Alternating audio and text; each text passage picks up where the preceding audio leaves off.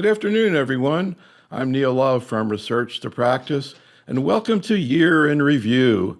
As today we talk about the management of colorectal cancer, and in particular, what's been going on over the past year, the answer being a lot. We have a great faculty today, Dr. Scott Kopetz from the University of Texas MD Anderson Cancer Center in Houston, and Dr. Jeff Meyerhardt from the Dana-Farber Cancer Institute in Boston. Today we're here to talk about what's been going on with colorectal cancer. We just had the GI ASCO Symposium in January in San Francisco, as it's held every year. And as always, there was a lot of great data that we'll talk about, as well as other things that have happened over the past year. As in all of our programs, we will be talking about the use of non-FDA approved use of agents and regimens. Check out the package inserts for information about each specific agent.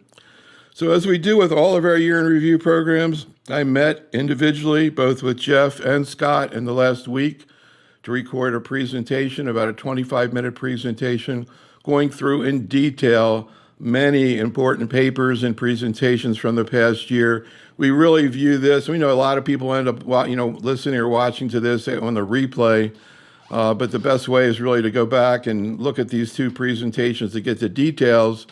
What we're going to do today is I pulled out some of the slides, but what I really did is I put together a list of about a dozen questions that I think our general medical oncology audience would love to hear some input in from our faculty.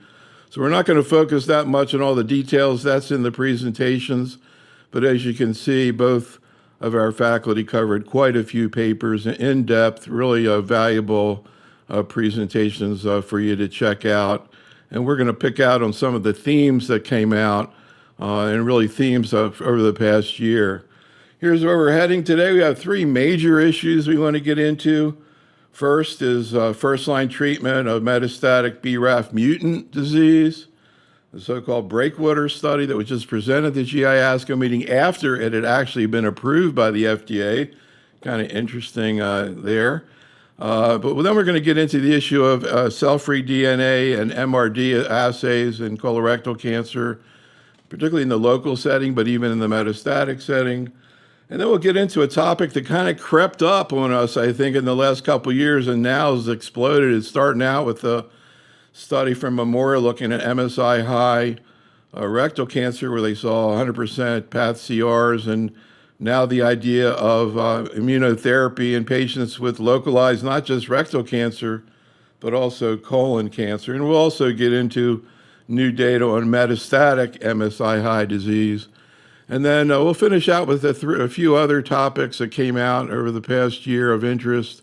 Liver transplant for hepatic-only Mets, sequencing of therapy in HER2-positive disease and use of anti-HER therapy, and then a little bit about KRAS G12C and the inhibitors that are being used right now with EGFR. But first, Scott, a very common question we've had over the years, which is, what's your usual first-line therapy for pan-RAS wild-type BRAF V600E mutation? I think the answer has been chemotherapy plus often a biologic up to now. But because of your data and this presentation of the breakwater study, I think that's changed. And all of a sudden, we have what I would call targeted therapy as first line in colorectal cancer after having it with, I guess, 6 or 7 different markers with non-small cell lung cancer. Well, here we go with colorectal cancer. So, Scott, can you talk a little bit about the design of the study, what you just reported, also how the FDA processed it, which is kind of a different approach? Yeah, absolutely. So the study, it was an international phase 3 study looking at a standard of care arm in newly diagnosed patients with metastatic disease. And that standard of care could have been FOLFOX, FOLFIRI, or the triplet FOLFOXIRI, CAPOX, bevacizumab allowed. And then comparing it to 2 experimental arms, EC or EC plus FOLFOX. There's amendment partway through the study, and the EC arm was stopped, and that was based on prior anchor phase 2 data, not a look at this data, but just suggesting the durability of targeted therapy alone was going to be less in this setting. So the interesting thing, Neil, as you mentioned, is that this was one of the first studies to use this FDA Project Frontrunner. And so you'll notice that the response rate was the co-primary endpoint. And the second endpoint was progression-free survival. And so that was a unique feature, as you highlight, because we don't normally see a phase 3 have a response rate endpoint. But this is a study design where the FDA says we will give you an accelerated approval on the basis of an interim look at your response rate, assuming there's durability with the response, which there was. And then that will turn to a full approval with the readout of your other endpoint, which is progression-free survival in this setting. So that GI ASCO, the response rate data was shown. And there was an early look at the interim overall survival. And I think that was the curve that you showed that really demonstrated kind of an early separation. The p-value here is 4.5 times 10 to the negative fifth, which sounds like a lot, but actually did not meet the pre-specified endpoint at that point. The hazard ratio 0.47 here. Now, by press release after GI ASCO, the Pfizer reported that indeed not only the progression-free survival, which we haven't seen the data for, but also a subsequent look at the overall survival per protocol has met. So this is now positive both for the co-primary of response and PFS, and then the key secondary of overall survival. And I guess just to point out that the targeted therapy alone arm with encorafenib, cetuximab has not been reported. I guess you're going to hopefully report that soon, maybe at ASCO. Right, at ASCO. But so we're just focused. We're just focused right at UC. Incidentally, just to let you know, we have a very up-to-date audience. You know, they're all. This is not typical oncologists who watch these things.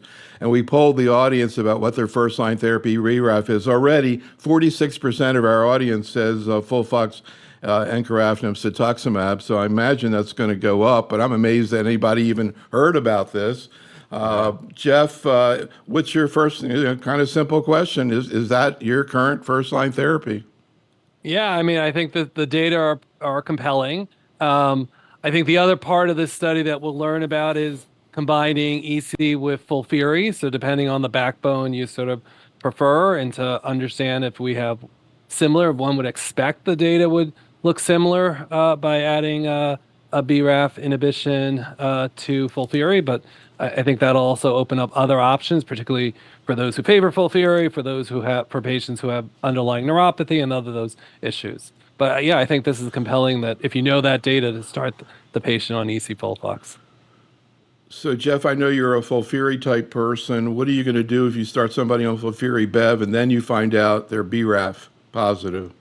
Yeah, I mean, I think some of it depends when you find that out. If you've already had by the time if you get the next generation sequencing and they've already had a full cycle, a full 4 cycles, and then you see that they're benefiting, it's probably okay to keep them on FOLFIRI Bev and then use this as second line. So combining FOLFOX with EC in second line, I think if they're really not tolerating the treatment well, or you have some early signal that it's not as effective, then switching earlier also makes sense.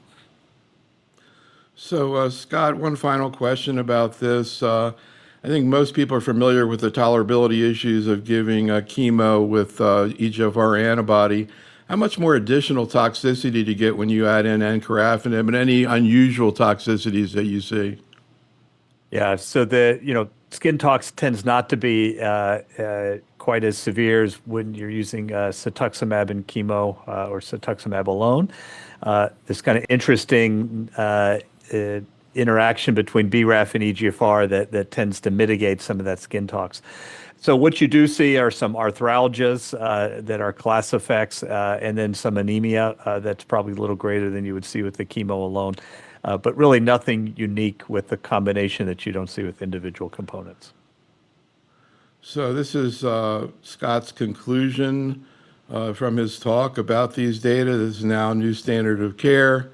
It was interesting. Results appear synergistic and may follow improved understanding of tumor plasticity. You can comment on that, Scott, but also a couple of questions from the chat room. These are the same questions I was asking you two before we got started. So Daniel wants to know about the issue of sidedness. Well, left side versus right side, any difference in efficacy here?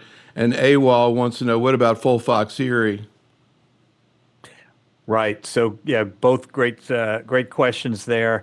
So the comments about plasticity is really this idea that's coming out of in the literature and the preclinical work that BRAF as EGFR targeting is hitting a different subpopulation than the cytotoxic therapies, and how the tumors are evolving to evade those may be synergistic, so that you're kind of hitting different tumor states. So stay tuned. I think we're going to learn a lot about this as a general theme for the field over the next few years. So great questions about, sidedness does not look like it plays a major role in this setting, unlike EGFR and the RAS-RAF wild-type population. FOLFOXIRI was allowed in the control arm, and the number of patients who are felt to be good candidates for that were included. So this EC plus FOLFOX was superior to the control arm that allowed that.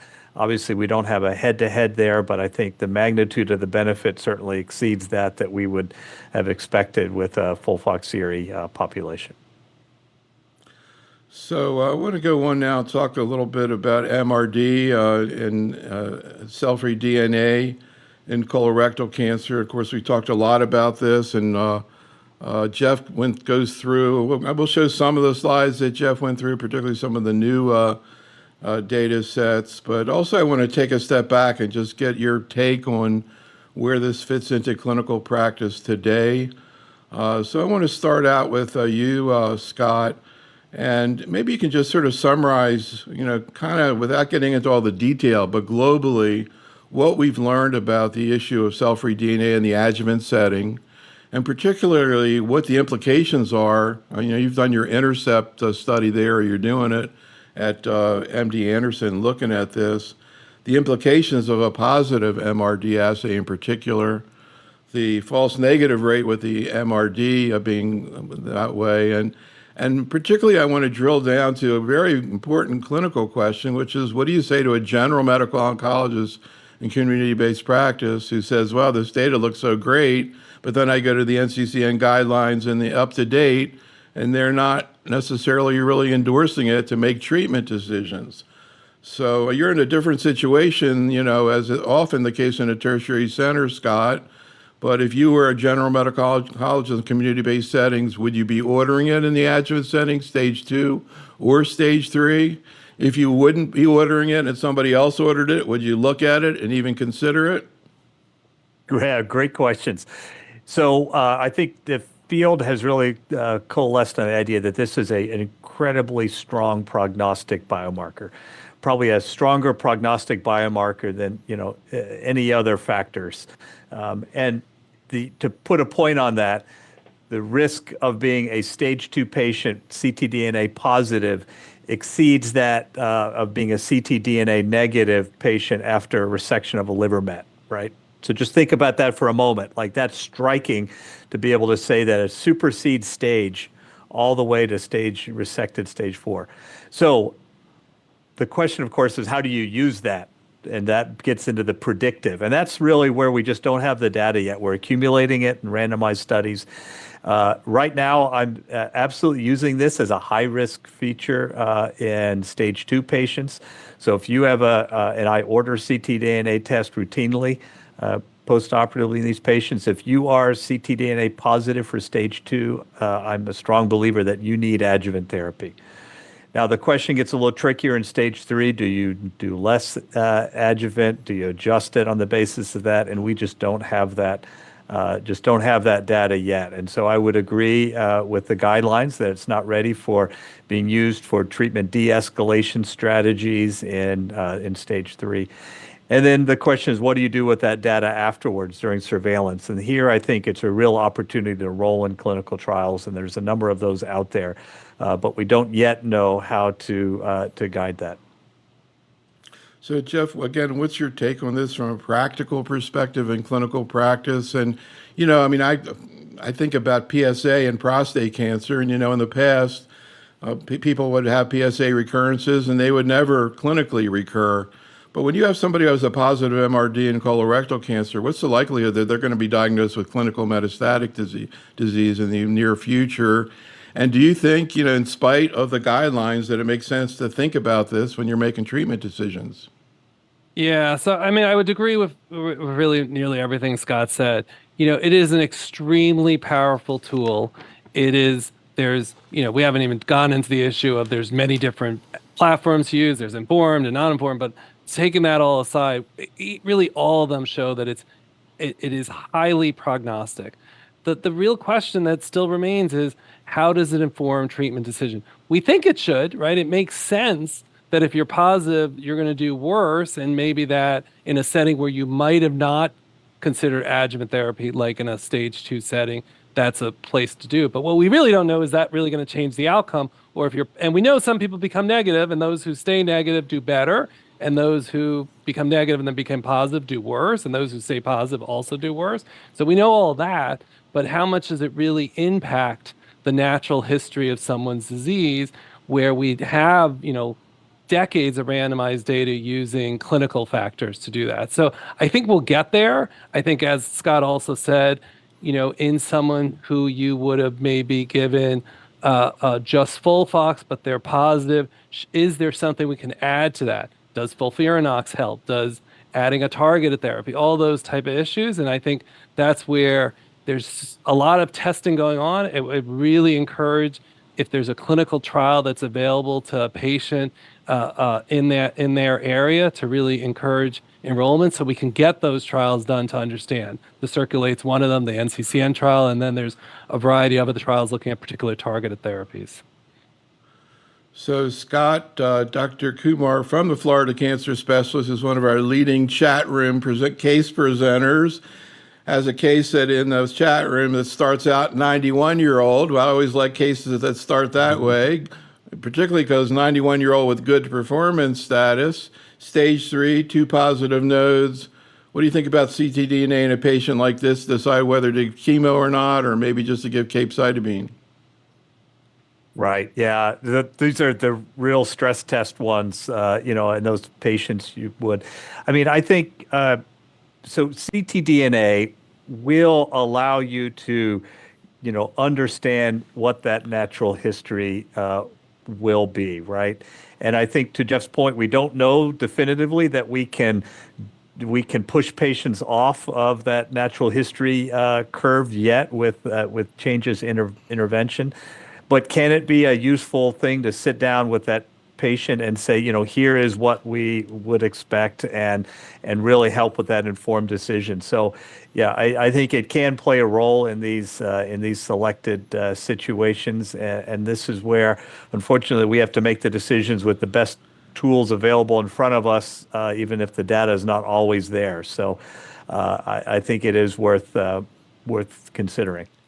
I mean, Neil, can I also add Sure, go ahead. the other challenge of this is it is a very stressful test, right? I mean, if you're positive, so in the 91-year-old example, I mean, it depends on his functional status and all those type of things, but, to know that you're positive has a lot of anxiety to it. Now, for some patients, as long as they're informed what that means, then I think it's reasonable to discuss testing, but they really need to be informed what it means and what we don't know, I think, is the key. And maybe before you even order the test, and you might have a 91-year-old who's a medical oncologist who can fully understand all the implications of that can be involved in the treatment decision. I was just kind of flashing on. I remember I did one of the first programs we ever did on oncotype in breast cancer. I think it was 2004. And at that time, nobody was doing Oncotype. And we would say, here's the situation, would you order Oncotype? And all the oncologists would say no. And then we'd say, well, suppose the surgeon ordered an Oncotype and the result was low. Would you look at it? And a lot of them said, yeah. So there's kind of this stage when maybe the guidelines haven't blessed it, but people are moving forward. And speaking of moving forward, to me, it looks like another important data set that was presented does actually have potential action associated with it. We've seen so many trials with aspirin and celecoxib over years, but now we've got this CALGB SWOG study. And interestingly, this was presented just at the GI meetings.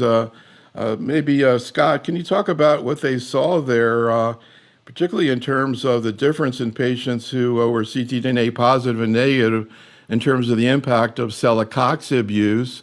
And is this data enough for you to consider? I think you told me you had a patient today where this came up, Scott. So what did they look at? What did they see? And what did you do with this patient today?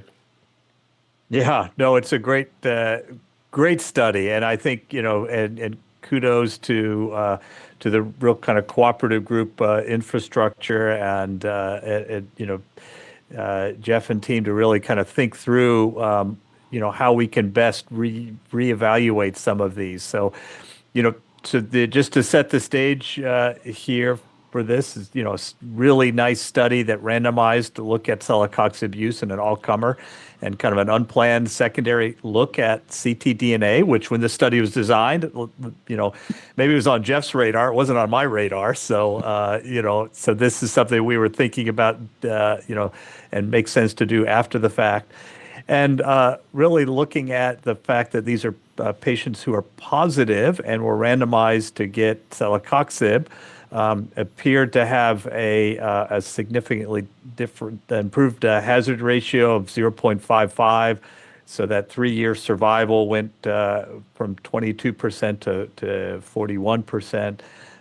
Compared to the placebo arm, and then you just did not see as much of a benefit there in the negatives. And then this is the overall survival of curves, if I believe, right, Jeff? So that really kind of showing a very similar, trends there. Again, significant, but our gold standard is the interaction p-value, and as Jeff has pointed out, that you really want to say you have a predictive biomarker, you need to have a positive interaction term there. But this is a secondary look at the data. So not too much downside to celecoxib, but what happened with your patient today, Scott? So we were talking about okay, great, like how do you take the data and now start to apply it into settings where it really was not designed for, right, and where the data doesn't fully support. But nevertheless, here's a patient that is ctDNA positive, finished all adjuvant therapy, so not the population we're looking at here, certainly, but has now a ctDNA test that was positive, and as part of the INTERCEPT program, as Neil was mentioning in our institution, we have a number of clinical trials that we're putting patients on in this setting, looking at immunotherapy and cellular therapy and other kind of strategies. But this was a patient that was pretty far away, and it was just going to be tough for her to travel. And after thinking through things with her family, she said, not interested in traveling. What can I do back at home? And so we did. We talked about it and decided that we would start her on celecoxib. Don't know whether we'll be providing benefit, but we'll continue to track ctDNA and monitor with scans. And I really love this INTERCEPT basket thing you're all doing. One of the things that I noticed you have there is mRNA vaccine for these patients. It's incredible. I mean, I really love the idea of trying to look at it in that setting. Jeff, any thoughts about Scott's patient? Also, Jeff, you've done so much important work on lifestyle and developing the colorectal cancer and progressing on it, particularly diet and exercise. Have any studies been done or being done looking at a positive MRD in that setting? Do you advise it to your patients? I mean, I guess they'd be pretty motivated if they're positive. Yeah, no, so a few points. To Scott's patient, I think a reasonable approach. I think the one thing I'd want to emphasize in 8702, so people, and I'm sure most people know this, it was a randomized study of FOLFOX plus or minus celecoxib, and patients started celecoxib or placebo at the time of FOLFOX. So all these patients also got cytotoxic chemotherapy, and it was based on their ctDNA at baseline, right? So we don't know if it's later, and I think that's the importance of the INTERCEPT and other efforts that are being done, the Stand Up to Cancer effort, looking at your ctDNA after you're done with adjuvant therapy and what else can be done. We've had a lot of observational data looking at particularly exercise and some dietary, but looking at those who are more physically active after they're diagnosed with stage 2 and stage 3 colon cancer seem to have an improved outcome. There's no randomized trials that I know that are ongoing large enough looking at certainly ctDNA and how that looks. We can look at that in AU72. We haven't looked at that yet in terms of an observational, but I think that's probably the starting point. But I think there's many benefits to exercise in cancer survivors to start with. So I think that that's also, whether you're MRD positive or negative, but I do think it's a motivating factor, not knowing exactly what to do for a lot of these patients to even more encourage them to consider exercise until we have more data. So I think I just skipped through about 15 slides, but again, you can watch the presentations if you want to see the data. What I want to do is hear what our faculty is doing in clinical practice. But I think where this is heading is also important, Scott, and I wanted you to comment. This is incidentally a graphic, one of the graphics from the INTERCEPT study. This is what I was talking about. You look at the upper right-hand corner is some of the interventions that are being looked at in the MRD setting. As I said, you have cellular therapy, lifestyle, vaccine, cytotoxic therapies. Scott, any thoughts about this kind of approach? What other kinds of things you like to look at in the MRD positive setting? And also, if you could comment on the big NRG study that's being done right now, what that's looking at, and what do you think it's going to help us with? Yeah, it's a great avenue and a great exciting space. I'm really excited about the potential to now do these kind of innovative small studies. Like we've never been able to do a phase 2 adjuvant study like that. There's, you either go big, you do 1,000 patients, or you just don't do the study. And so there's been low opportunity to really bring novel treatments into this MRD space or the adjuvant setting. So that is what ctDNA, I think we're going to look back and say, it's great that we're used it to help figure out how to do adjuvant therapy with, oxaliplatin better. But I think the real innovation will come when we bring novel therapies into this space. And so these small studies are designed to really treat 15, 20 patients, ask the question, are you clearing ctDNA? If you're not, move on, look at something else, right, in these patients that are positive. And that's the real, I think, real proving ground, and then, launching larger randomized studies from there. Now, one of the larger studies that you mentioned is the Circulate North America study, a large study from NRG and SWOG GI008. The Circulate study is taking patients with resected colon cancers, high risk 2s or 3s, and then asking questions about if you're positive, can you do something more intense than FOLFOX or CAPOX? And so looking at the escalation to FOLFIRINOX triplet arm we'll ask the question, is that improving outcomes in those patients? And then the second question, which is asking about, can you take patients who are negative and then move them into a delayed adjuvant, right? So this is asking the question, just go ahead and give the adjuvant you had planned, or do you wait, monitor them with ctDNA, and only if they become positive do you then escalate up to additional chemotherapy and using that adjuvant. So it's really a concept of perhaps never getting adjuvant or a delayed adjuvant in that setting. So there's a lot more that we can say, but I want to move on and get your thoughts in terms of MSI-high disease and a number of issues that came up with both of your presentations. And I just want to start out, because I think, it's amazing how clinically important some of these questions are we're talking about today. So many questions. We're about to get into two, to me, gigantic issues here that really affect every patient with colorectal cancer. So in a second, I'm going to ask you, do you think that MSI testing needs to be done prior to local therapy of colorectal, colon cancer? So if you have a patient comes in with classic colon cancer, they're going to go to surgery. Should you wait for MSI testing before having the patient go to surgery?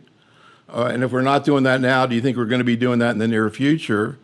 But before we get to that, another question that has tremendous practical importance, which is, what are the pitfalls in MSI testing? Scott, I was very surprised when you presented data from I think it was the metastatic trial with Ipi-Nivo.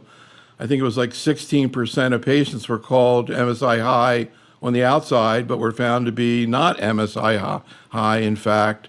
And I'm curious if you can talk a little bit about that issue and what are the pitfalls of MSI testing, particularly in the community.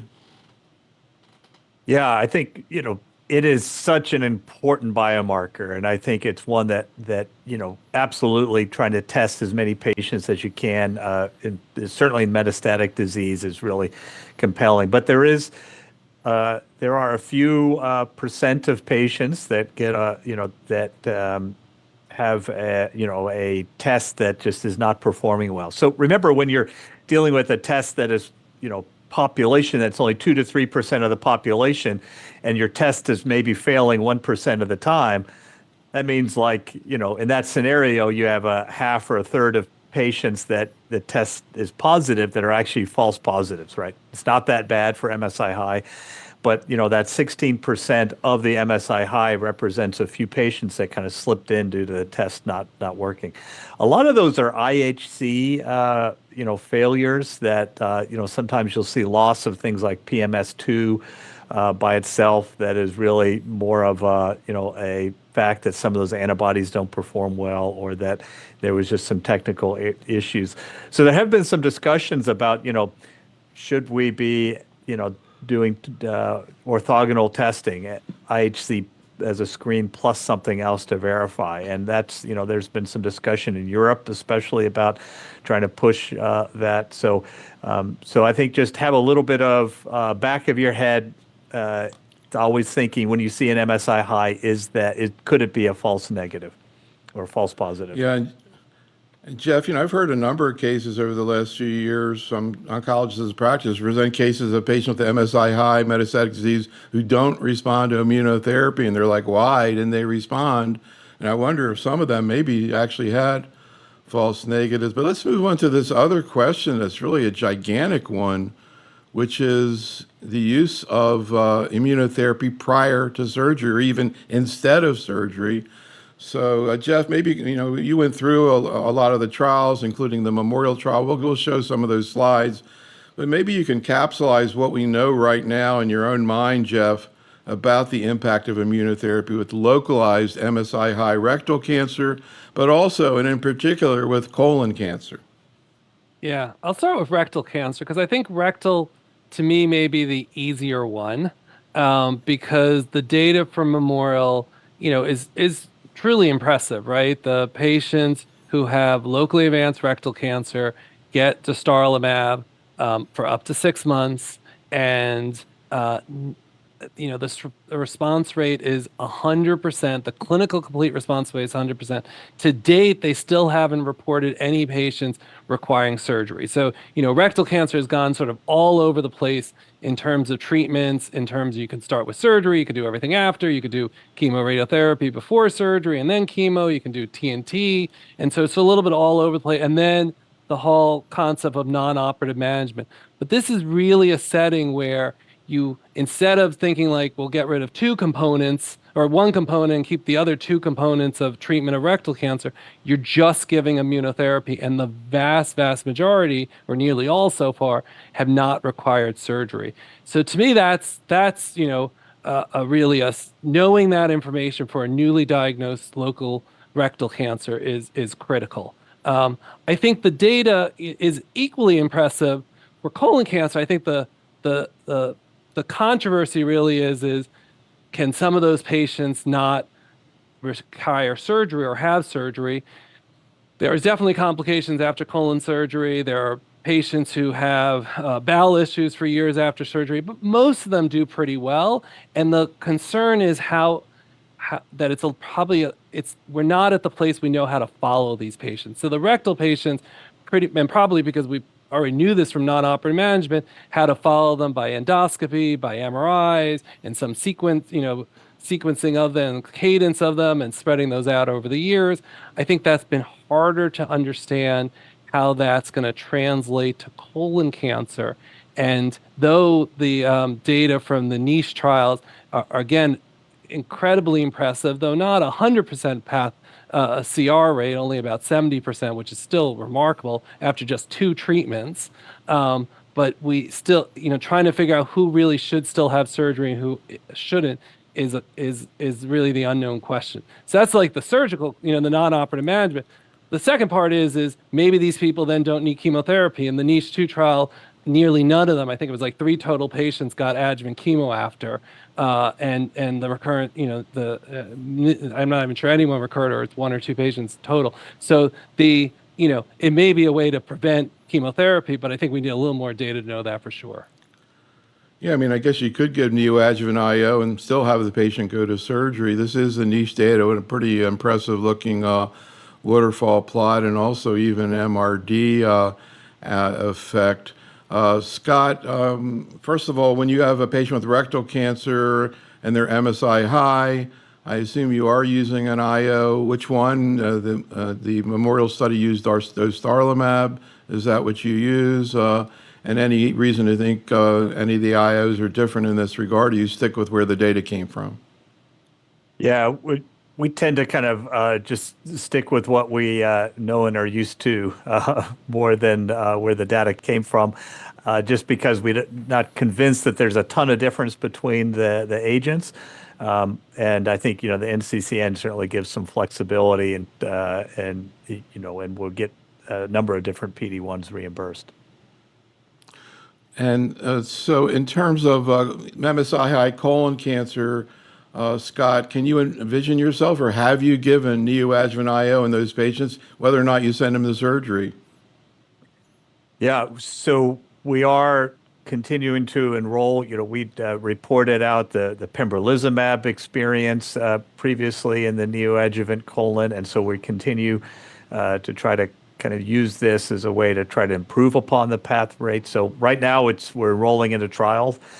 I think it is a challenge, as Jeff mentioned, to really kind of think about what does the future look like for colon. I think you can make a really strong, and did make an argument that, preservation of the rectum is a really important endpoint. There's a question about, well, is preservation of a colon a sufficient endpoint, or these randomized studies required? And I think the answer is we'll need some of these randomized studies. So, they're coming. We'll probably take some time to get those done. But, when you see path response rates like that, it's really going to be impressive. I think those studies will eventually get there and demonstrate survival advantage. And here are the data presented at the last ASCO meeting this is an update of the dostarlimab study that we've been talking about. Great CR rates, as we've been talking about, lack of need for surgery. Any comments, Jeff, in terms of some of the ongoing studies that are looking at this issue, both in rectal and colon cancer, and where you think we're going to land in 2, 3, or 5 years? Yeah, I think there are a few things. One is I agree with Scott. I think we'll learn that maybe for these patients, even with colon cancer, that maybe this is all they need, and giving them some upfront neoadjuvant immunotherapy can prevent adjuvant therapy. The one trial that's not on this slide, is that we hopefully will learn soon about, is giving it in the adjuvant setting. And so the Atomic trial run by the Alliance, Frank Sinecrope was the chair. That looked at, it was with chemotherapy, so it states 3 patients, FOLFOX plus or minus atezolizumab. That hopefully will have, it's fully accrued, it's maturing, and hopefully we'll have some data soon on that. So we'll know how it fits in the adjuvant setting. What we don't know is do you need FOLFOX in that setting? So I think that is one setting. I think we need much more advancement to know who should evolve, who doesn't need colon surgery. And I think it really is already a standard of care for rectal cancer, or it really should be for MSI high. The converse is, what do we do with the MSS patients? And are there settings where we can think about immunotherapy for those patients? And that's where there's still a lot of work to do. Interesting. And I guess these studies here are looking at dostarlimab in the perioperative setting. Be really interesting to see where that's heading. So we'll finish out this section talking about, again, something we've been talking about for several years, but now seems like a lot of coalescence, Scott, and that's the Checkmate 8 HW study in first-line therapy, MSI metastatic disease. You can see there in the upper right, this is the study I was talking about where they saw 16% of MSI not being confirmed so centrally. But of course, the big news here, Scott, is Ipi/Nivo. Is that your current choice in patients who can deal with it as first-line therapy in this situation? Yeah, so this is data I think was really kind of compelling, and at least I would argue really represents a new standard of care for the first-line MSI-high patients. And so there's two parts to the study. The first, as you see here, was that showing Ipi/Nivo was better than chemotherapy. We already knew that Pembro was better than chemotherapy, so no one was surprised with this data that said, yep, it is. Ipi/Nivo beat chemo. Fine. What we really were interested in is Ipi/Nivo better than Nivo, right?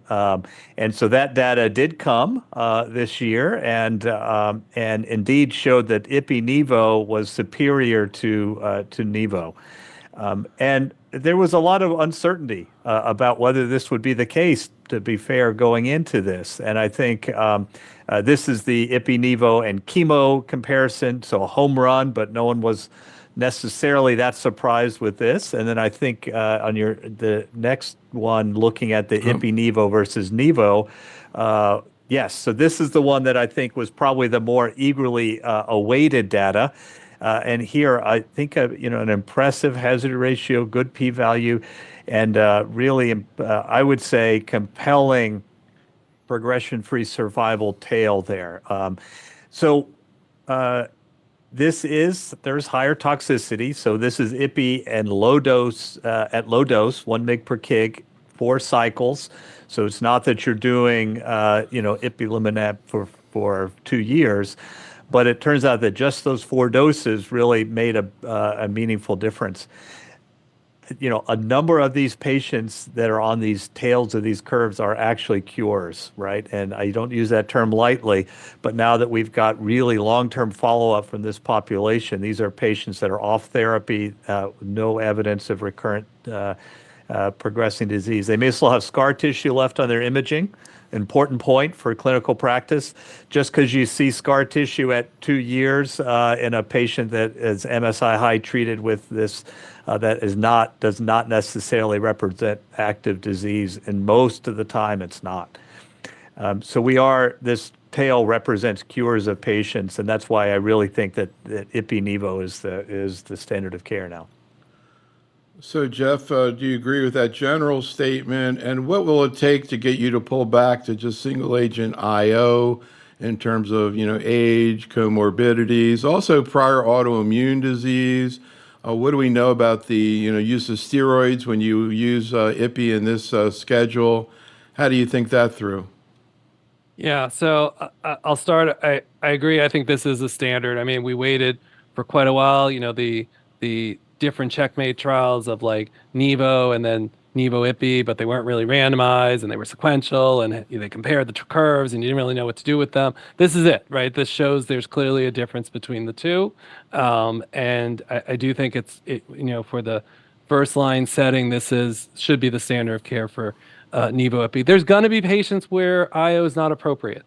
The transplant patient, the patient who has underlying disease that you would worry about the potential toxicity of various itises that make this a contraindication. And so I think for those patients that's where the challenge lies. I think, without chemotherapy, these people, probably most of them really don't need steroids and shouldn't get steroids. And so I think that probably is a little easier.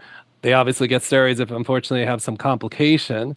But this is, for most patients, they're going to tolerate this well. But I think we do have to inform our patients, immunotherapy is not toxicity free. And we've all unfortunately had patients who've had significant toxicities and hospitalization. So they do need to be monitored closely and discuss side effects and how to monitor them.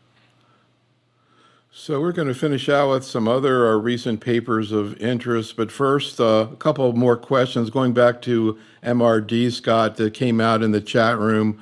One, the potential role of these assays in patients with hepatic-only disease who are going for surgery for cure, post-op MRD assays. How are you usually managing that, and do you use MRD assays? in that situation. Another situation that was brought up is the issue of the patient who gets first-line therapy. Again, now this is MS stable disease with Folfox-Bev, and that goes on Bev 5-FU maintenance. Would you ever consider MRD, and whether to decide to give a patient a treatment holiday if they were kind of getting tired of maintenance? So how about those two scenarios, hepatic-only disease and people on maintenance? Yeah, so great question. So we are currently in our Intercept program doing testing after hepatectomy. It's actually interesting when you look at the outcomes of patients that convert to MRD positive after hepatectomy compared to even stage 2, 3 that are positive. Those curves of positivity to radiographic recurrence are almost identical. So we think the biology is very similar, and we're enrolling those patients onto trials. The question is, outside of a clinical trial, what do you do with that positivity? And I think that positive result, this is a population that you're already doing surveillance fairly regularly. And so, you typically, maybe you do this surveillance maybe every quarter instead of every 6 months, maybe if they're positive. But that's really where we're struggling with the standard of care is, how would you change management for those patients? And acknowledging the points that Jeff had made earlier that, we need to talk to the patient and make sure they understand the implications of having the test done and coming back positive. So again, just a couple other reports that I'm curious what your thoughts are. So Jeff, Scott discussed this paper that was, I guess, presented at ASCO and then published, looking at liver transplant and chemotherapy versus chemotherapy alone in patients with unresectable colorectal liver mets. Any thoughts about this, Jeff? Have you ever done it? Would you do it? Yeah, so I'll start with, incredible kudos to the team that did this, right? I mean, this has been out there for a while. We've all had patients who've explored options of transplant there. Before these data, there were a few centers in the United States doing this, but really without true data. So I think that is an enormous acknowledgement to this team that this study could be done and was done. Whether it'll ever be done again, but now with these data, is a little unclear. It's impressive curves, right? You're looking at the curves right now. That's an impressive amount of fingers you can put between those two curves in terms of how people do with a very impressive hazard ratio. I think the caveats are it is a highly selected population. And so it is not the right thing for everyone. I think we obviously have issues with availability of livers. There's fortunately for livers, you do have the option of living related donors. But I think, again, it's an incredibly highly selected population. And so for the appropriate patient who's highly motivated, who's highly informed, who doesn't have any evidence of metastases elsewhere, that's been stable on chemotherapy, that continues to not have evidence of metastases elsewhere, it certainly is an option. But it's a high-risk option too. And so I think that all those factors are important. But clearly there's some difference between these two populations that receive a transplant versus just chemotherapy. I want to say also, we've gotten so many great questions in the chat room and we haven't had time to get to. We're going to take as many of these as we can in the colorectal session of the General Medical Oncology Summits. We're going to save a lot of great cases that have been presented, but I did want to get your take on a couple other things. One, we could have spent the whole hour. As I mentioned, we're doing an entire program at the SGO meeting just on HER2 positive disease. We could do an entire hour just on HER2 positive colorectal cancer. But Scott, bottom line, just in terms of sequencing, we have, both tucatinib, trastuzumab, as well as T-DXd that have great data. In your practice, which comes first? Yeah, I tend to do the tucatinib, trastuzumab first, although, emerging translational data really suggests you're probably okay doing one and then the other or the inverse. So I don't think there's compelling rationale for being as strident about sequencing. So, Jeff, I'm curious about your experience with these two regimens. We work with your breast cancer colleagues all the time who've used T-DXd a lot. What's your experience with these two agents in terms of efficacy and tolerability in colorectal cancer? Yeah, I mean, I think so I agree with Scott. I think we don't know the sequence. I think both I think the one thing we do know is switching to the other seems to still have efficacy, and so I think it depends on the patient of which you start with. I have sometimes started with trastuzumab deruxtecan as the first, and then some small molecule inhibitor and trastuzumab, whether lapatinib or uh, to, oh my God, I can't, the Tucatinib. nucatinib, sorry. I think the data for tucatinib is probably more convincing than lapatinib now, but I think they're pretty well tolerated. There's obviously some issues that patients against. There is a cytotoxic component to the ADC, so I think that's important for patients to know too. They somewhat, there's, the hair loss is real with that, so I think that's another consideration too. So, Scott, yeah, that TDXD, I think, has proven to be an interesting and challenging drug. I think we're getting a lot better handle on how to deal with the early GI side effects. Curious again with your experience with these two in terms of colorectal cancer and whether you see actual, meaningful clinical responses. Have you seen that, Scott? Oh, absolutely. So with both of these are, active agents that provide benefit, and I think really important pieces of in the armamentarium. And I think you're right. We're learning how to address them. The one thing I always tell my team is, pay attention when a patient calls with a complaint of shortness of breath on the trastuzumab deruxtecan. Those are the patients you really can't dismiss. You catch if you catch some of this pneumonitis, interstitial pneumonitis early, you can easily manage it. But the ones that get missed are the patients that really can run into trouble. Rare, but it's an important side effect to know about.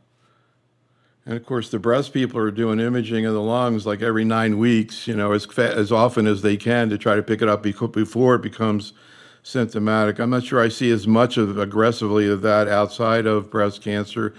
Jeff, another issue that came out with breast cancer now with TDXD, we have a pan-tumor approval with HER2 3+ on IHC. But in breast cancer, there's a lot of activity with TDXD with so-called HER2 low. So, 1+, 2+, fish navy, even ultra low, like which used to be called 0. What do we know outside in terms of colorectal cancer with HER2 low?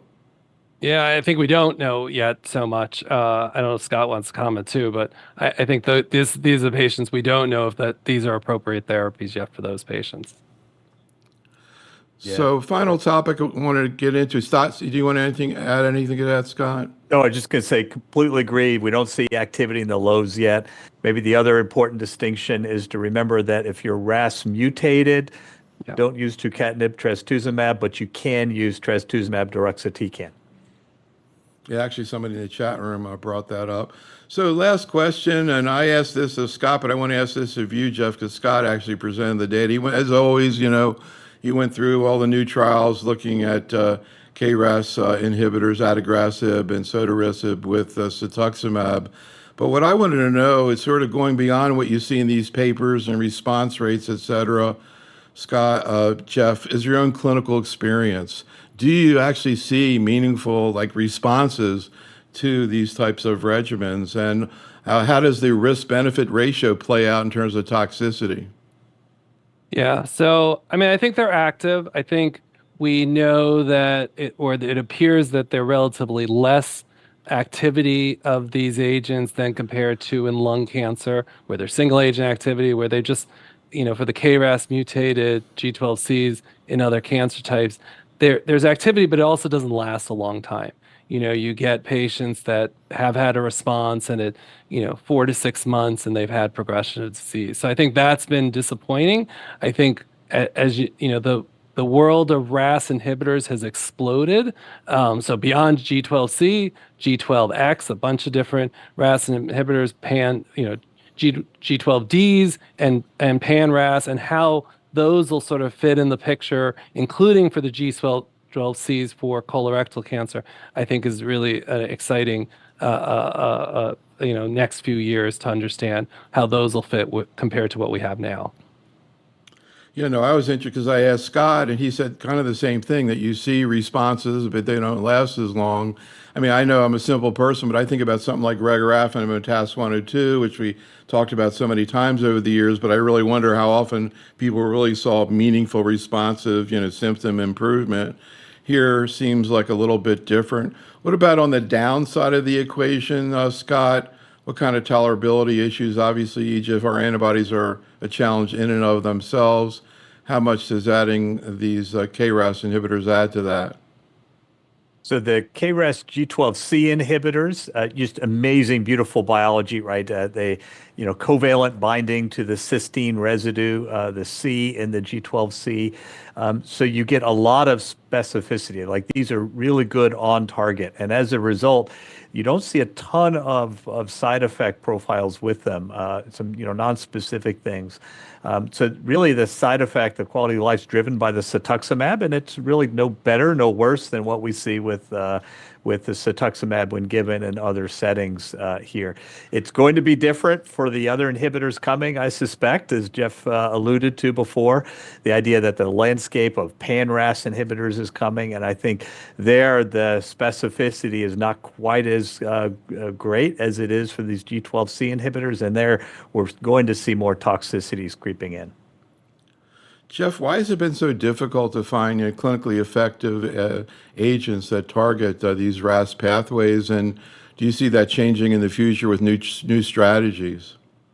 Yeah, I mean it's been known as the undruggable target up till recently, and so it's decades of research from many smart people have not found targets, and this is really we're now entering an age of where there's a lot of different inhibitors that are going to hopefully either target specific mutations or again more broadly. And so I think there's a lot to learn still. I think we're seeing activity in lung cancer, we're seeing some activity in colon, but probably not as much as in lung and pancreas right now. But there's definitely patients having activity, and that's really important to get people on these clinical trials so we know when to use them and where and what setting, and which ones are going to be more active than others. So I'm actually going to come back to Scott for the last comment. Just coming back, I've been fascinated. I think everybody, I think, since COVID, been fascinated by the whole idea of mRNA vaccines. I know Moderna was like focused on cancer before COVID came along, and I was amazed that you have this in your Intercept study. You have an mRNA vaccine. Any thoughts, not just in this setting that you're studying it, but where this and other, unique immunotherapy strategies might be fitting in, Scott, moving forward? So it's a fascinating area to really say how do we better engage the immune system? Vaccines technology has improved, and mRNA look like they are going to be better than the earlier generation, at least, of proteins. It's a very broad statement, but that's kind of the trends that we're seeing there. I think it really does matter, right, where we do these tests. And it may be that the minimal residual disease adjuvant settings are going to be much more effective than patients that bulky metastatic disease. I mean, I think we saw some stumbles with Gritstone, for example, doing an mRNA vaccines in metastatic colorectal cancer. But we're really hopeful that by bringing these in earlier, when we're treating maybe tens of thousands of cancer cells and not 10 million cancer cells, that may be a better setting for these type of strategies. So, Scott and Jeff, thank you so much for working with us today. Audience, thank you for attending. Be safe, stay well, and have a great night. Thanks so much, Scott. Thanks so much, Jeff. Have a great night.